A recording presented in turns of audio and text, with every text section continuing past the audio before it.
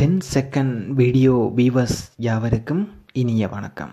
இன்று நாங்கள் பார்க்க இருக்கும் விடயம் கட்டார் அரசை கவிழ்க்க சவுதி கூட்டணி நாடுகள் 1996 ஆண்டு செய்த சதி அம்பலம் தொடர்பான தகவலை இன்று பார்க்க இருக்கின்றோம்.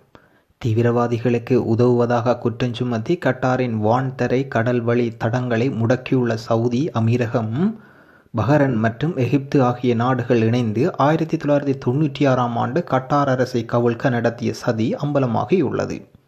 இது தொடர்பான ஆவணப்படத்தின் முதல் பகுதியினை அல் ஜசீரா தொலைக்காட்சி ஒளிபரப்பியது. வளைகுடா நாடுகளில் மக்களிடையே பெரும் அதிர்ச்சியை ஏற்படுத்தியுள்ளது. கட்டாரின் முன்னாள் அமீர் ஹமத் பின் அல்தானி அரச பொறுப்பேற்று ஓராண்டு காலத்தில் பிப்ரவரி 14, 1996 இந்த சதியினை நடத்த திட்டமிடப்பட்டுள்ளது.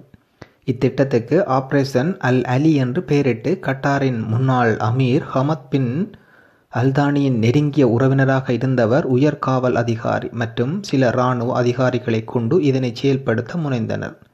திட்டத்தின்படி அமீர் ஹமத் பின் அல்தானி வீட்டினுள் நுழைந்து அவரை சிறை வைக்க வேண்டும். அதன் பின் இராணுவத்தையும் காவல்துறையினையும் முடக்க வேண்டும். இவை முடிந்ததும் அவர்களுக்கு தகவல் கொடுக்க வேண்டும்.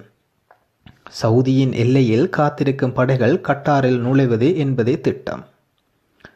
ஷேக் முகமது பின் லாயித் இவர் பின் அமீரக ஆயுதப்படைகளுக்கு தலைவராகவும் தற்போது அபுதாபி பட்டத்து இளவரசராகவும் உள்ளார். ஷேக் ஹமத் பின் இஸ்ஸா அல் ஹலி பின் பஹரனில் பட்டத்து இளவரசரானார். ஷேக் சுல்தான் பின் அப்துல் அசீஸ் பின்னர் சவுதி பாதுகாப்புத்துறை அமைச்சரானார். உமர் சுலைமான் எகிப்தின் உளவுத்துறை முன்னாள் தலைவராக பணியாற்றிய பின்னர் எகிப்தின் துணை அதிபரானார். ஆனால் அவர்களின் இம்முயற்சி திட்டமிட்டபடி நடக்காமல் தோல்வியில் முடிந்தது. அவர்கள் திட்டப்படி நடந்திருக்குமே ஆனால் கட்டார் எல்லையில் நுழையும் அவர்களின் படைகள் கட்டார் வீதிகளில் காணும் எவரையும் கொன்று தீர்த்திருக்கும் என கட்டார் முன்னாள் பிரிகேடியர் ஜெனரல் ஹாசின் அல் சுலைதி தெரிவித்துள்ளார். இந்த சதித்திட்டத்திற்கு உடந்தையாக இருந்தவர்களிடமிருந்து நேரடியாக வாக்குமூலம் பெற்று இந்த ஆவணப்படத்தை அல் ஜசீரா தயாரித்துள்ளது. இந்த சதி திட்டம் நிறைவேற்ற திட்டமிடப்பட்ட நாள் புனித ரம்லான் மாதமாகும் என்பது குறிப்பிடத்தக்கது.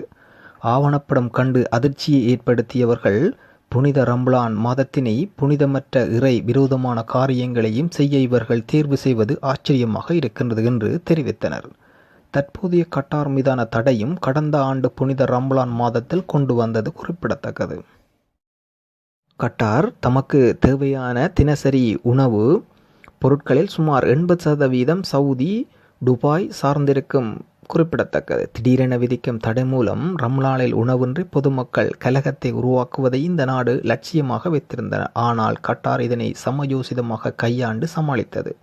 ரம்லானில் உணவு தட்டுப்பாடு வந்தது. பெரும் பிரச்சனையில் சிக்கிய போது தம் வேண்டுகோளை ஏற்று ஒத்துழைத்த கட்டார் மற்றும் வெளிநாட்டு மக்களுக்கு கடந்த கட்டார் தேசிய தினத்தில் கட்டார் அமீர் ஹமத் அல்தானி நன்றி தெரிவித்தார் என்பது குறிப்பிடத்தக்கது. இன்று நாங்கள் பார்த்த விடயம் கட்டார் அரசை கவிழ்க்க 1996 ஆண்டு சவுதி கூட்டணி நாடுகள் கவிழ்க்கும் சதி அம்பலம் தொடர்பான தகவலை அல் ஜசீரா தொலைக்காட்சி வெளியிட்டுள்ளது. அது தொடர்பான தகவலை இன்று நாங்கள் தந்திருந்தோம். எமது நிகழ்ச்சியோடு இதுபோன்று பல்வேறு தகவல்களை நீங்கள் அறிந்து கொள்வதற்கு 10 செகண்ட் வீடியோவை சப்ஸ்கிரைப் பண்ணி வைத்திருங்கள். நன்றி, வணக்கம்.